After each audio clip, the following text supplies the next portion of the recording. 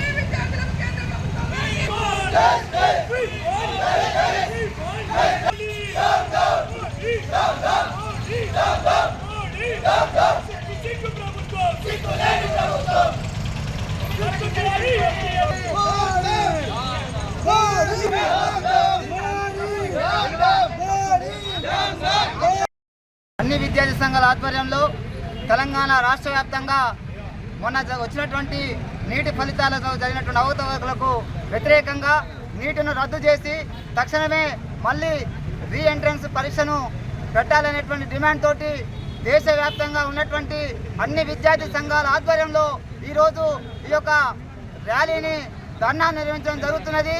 ముఖ్య ఉద్దేశం, నరేంద్ర మోడీ ప్రభుత్వం అధికారంలోకి వచ్చిన తర్వాత ఒకనాడు బెంగాలు, ఆ తర్వాత గుజరాత్, ఈరోజు మొత్తం దేశవ్యాప్తంగా నిర్వహించేటువంటి ఎంతో మంది ఉపాధ్యాయ దృష్టిలో ఉన్నటువంటి అనేకమైనటువంటి విద్యార్థులు, అనేకమైన ఉపాధ్యాయులు ఉన్నటువంటి మొత్తం సంస్థలో ఉన్నటువంటి అన్ని వర్గాలకు ఈరోజు ఏదైతే నిత్యావసరంగా అవసరం పడేటువంటి వృత్తి ఉన్నదో, వైద్య వృత్తి ఉన్నదో, వైద్య వృత్తికి తలమానికంగా ఉన్నటువంటి నీటిను ఈరోజు కేంద్ర రాష్ట్ర ప్రభుత్వాలు మొత్తం కూడా ఆనాడున్నటువంటి టీఆర్ఎస్ ప్రభుత్వం, తర్వాత కేంద్రంలో ఉన్నటువంటి బీజేపీ ప్రభుత్వం, ఈ రెండు ప్రభుత్వాలు ఒకదాటి మీద ఉండి ఆ తమదే గుత్తాపత్యంతో ఈరోజు ఎన్టీఏ అయినటువంటి ఏజెన్సీకి అప్పచెప్తే వాళ్ళు ఒక్క హాల్లోనే పైనటువంటి ఒక్క సెంటర్లో ఉన్నటువంటి అందరికీ 720 మార్కులు తీసుకొచ్చేటువంటి ప్రయత్నం చేసి ఈరోజు 10 లక్షలకు 15 లక్షలకు నీటి పేపర్ను అమ్ముకొని అవకతవకలు జరగడం జరిగింది.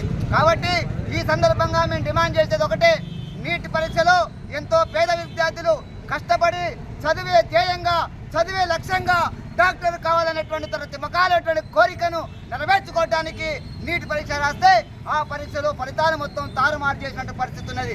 అందుకోసమే ఈరోజు కేంద్ర ప్రభుత్వం తను చేసేటువంటి విధి విధానాలు మొత్తం కూడా రాష్ట్ర ప్రభుత్వాల యొక్క హక్కులను కారాసే విధంగా ఉన్నాయి. రాష్ట్ర ప్రభుత్వాల దగ్గర ఉన్నటువంటి హక్కులను తను గుంజుకునే ప్రయత్నం చేస్తుంది. కాబట్టి తక్షణమే ఎన్టీఏని రద్దు చేసి, నీటి పరీక్షను రద్దు చేసి, అవకతవకలు పాల్పడిన వారిపై చర్యలు తీసుకొని ఎన్టీఏ ఏజెన్సీని బ్లాక్ లిస్ట్లో పెట్టి మరలా దేశవ్యాప్తంగా నీటి ఎంట్రన్స్ పరీక్షను పెట్టాలని చెప్పేసి డిమాండ్ చేస్తూ ఈరోజు పీడీఎస్యు, మిగతా వామపక్ష, లెఫ్ట్, మిగిలినటువంటి ఎన్ఎస్యూఐకి సంబంధించిన అన్ని విద్యార్థి సంఘాల ఆధ్వర్యంలో ఈ యొక్క ప్రదర్శన ధర్నా చేయడం జరుగుతుంది. కావున ఈ సందర్భంగా మళ్ళీ మేము డిమాండ్ చేస్తున్నాం, నీటి పరీక్షను మళ్ళా పెట్టాలి. అదేవిధంగా నష్టపోయిన ప్రతి విద్యార్థికి ఉచితంగా కోచింగ్ ఇవ్వాలి.